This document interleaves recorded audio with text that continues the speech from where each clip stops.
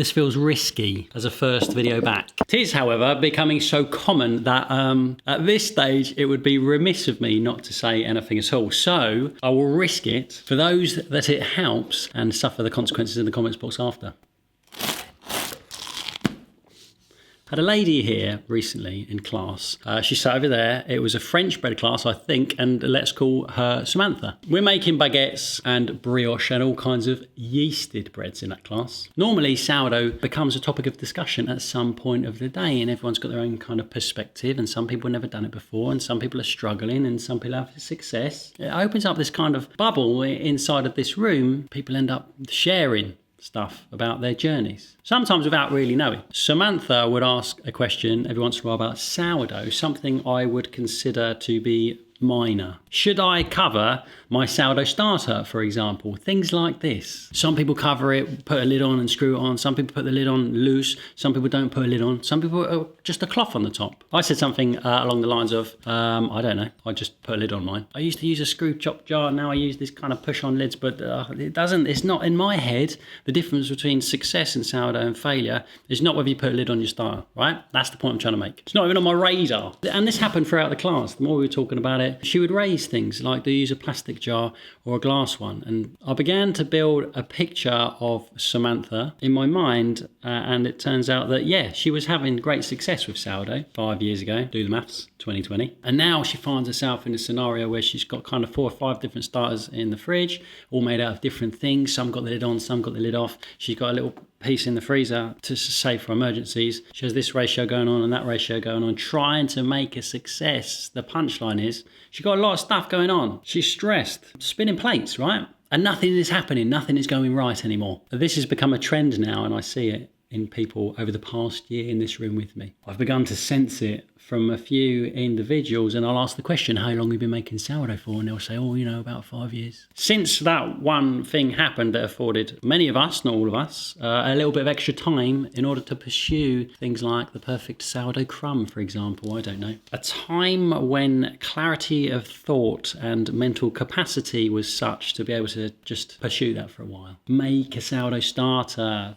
practice and enjoy making sourdough bread, to bring the process into our lives, make it part of the routine, to discover the joy, the peace that it brings, and to commit to the making of it. I was telling this exact story the other day in class, and this is why I thought I'd bring it to you, because there was a lady in the class over there. As I was talking, she said to me, that sounds like me. And it happens again and again. Hobbies and personal pursuits are here to bring us joy, right? The sidestep, a safe solace from the stresses that we bear on a daily basis, perhaps. A space to set down the weights and just carry on and do something for the doing of it. To lift our spirits and recharge our batteries and fill up our cups, so we can go again. Samantha was stressed. For Samantha, her sourdough starter was bringing her sadness every day. Every time she opened the fridge and she saw the jars in there that she wasn't using, or she was trying to use and failing, it was a reminder of, this is what you're not doing now. You should be doing this now and have a success with it. You used to be able to do this and you can't do it anymore. For whatever reason we'll get to in a bit. I should be by not.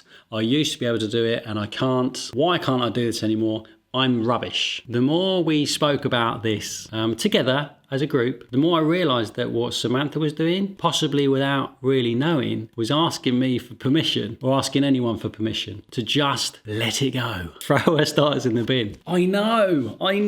I'm all for encouraging practice and patience. That keep on keeping on mentality, that you'll crack it if you just keep trying. You hear me say these things all the time and time again. Each time you do it, you'll learn something new and you'll get better every time, building your home baker's instincts, and it's true. Repetition is experience. Learn, do, grow, evolve. All these things are good and hold truth and value to a point. But if things are starting to get you down, jars of starters inside of the fridge door or at the back of the fridge or whatever, neglected, are your daily reminder of your failures, your failure to do, your failure to succeed, your failure to try, your lack of willingness. Maybe it's time to let it go. Well, it doesn't have to be permanent. It doesn't have to be forever. You can take a step back for a while until you feel that urge again. I just struggle to understand how I would possibly feel the urge if I'm constantly being reminded all the time that I'm not doing it. It doesn't have to be forever. There was a time, 2020, 2021, 2022, perhaps, when it effortlessly fit into Samantha's life and she was having consistent time to put into it and therefore getting consistent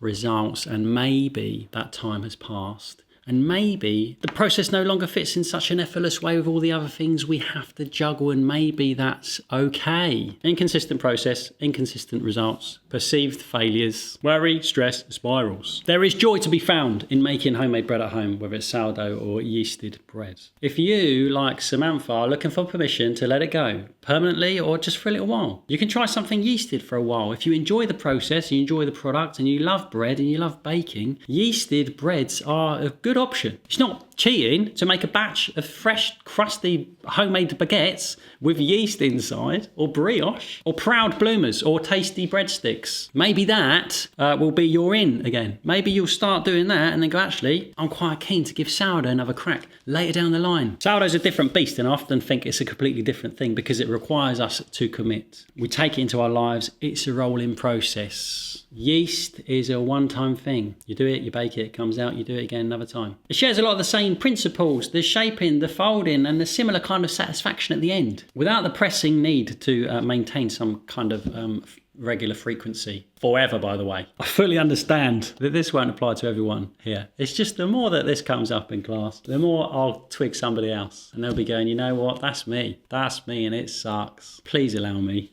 to wash out my starter jar. And I'll go, you're allowed. It's okay. It doesn't have to be forever. Life is long, man. Remove the burden, maybe. Guaranteed. There's 1 or 2 people in a class of 8 every time who need to be reassured and to hear that. Step away from a bit and gather their thoughts and say, is this actually working for me? Or is this bringing me down? I need someone to remove that burden. It could be that your sourdough days are behind you. It could be that they are ahead of you. And it could be that in this moment, there's too much for you right now. It's 2025 and I hear this loads, and I'd be fascinated if you feel like it resonates with you. Please share your thoughts in the comments box underneath, whatever they are. And thanks for watching. See you again.